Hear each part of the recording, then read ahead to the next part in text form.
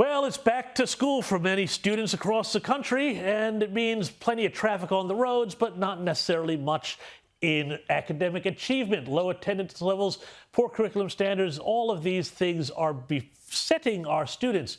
We saw the latest Productivity Commission report last week into education, which revealed education outcomes in Australia are indeed going from bad to worse. But joining me now is research fellow at the Center for Independent Studies, Glenn Fahey, to show us a way out of the mess.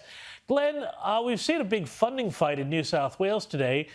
Is that the key to Australia's educational problems, or what is the fix here? Well, we've tried this one for many years now.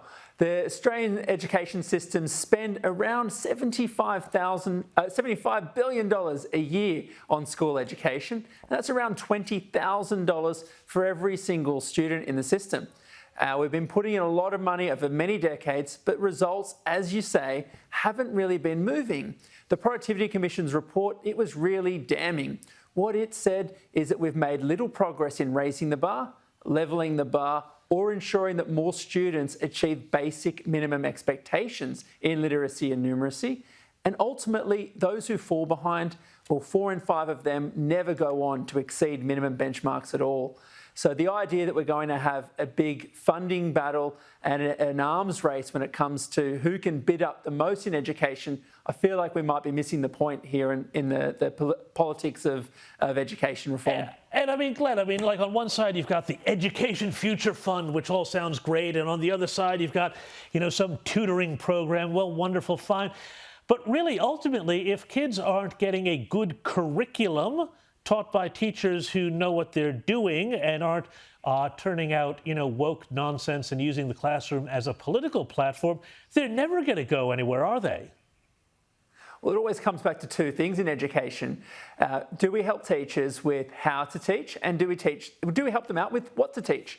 When we talk about curriculum, this is ultimately about giving teachers the lesson plans they need and the tools in order to have a knowledge-based curriculum, one that helps all students to know as much as we expect at every year level.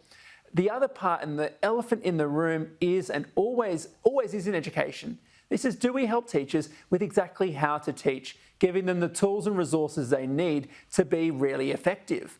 What a recent study showed here in Australia is that while most teachers think they're using the best available evidence, the same number, the vast majority, are also not up to date with the best evidence. It means where they're really crying out for help is how to be more effective at teaching.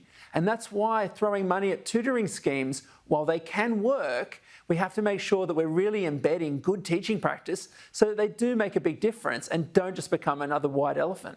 Finally, Glenn, I just need a quick answer to a very complex question. We've had already a case of a university student using artificial intelligence to cheat. How is this whole AI development going to wind up revolutionizing and potentially hurting education? Well, it's got promises and it's got pitfalls.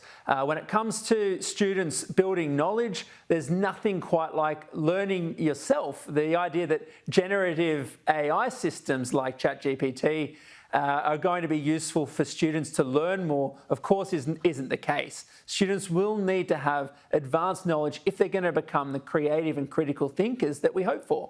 Where the real benefit is, and this is what's not addressed enough, is that it's actually a really effective tool for teachers. Well, that's good, and I'm glad to hear that, but I'm sorry, we're going to have to leave it there, Glenn, and hopefully we can have you back another night to talk a bit more about it.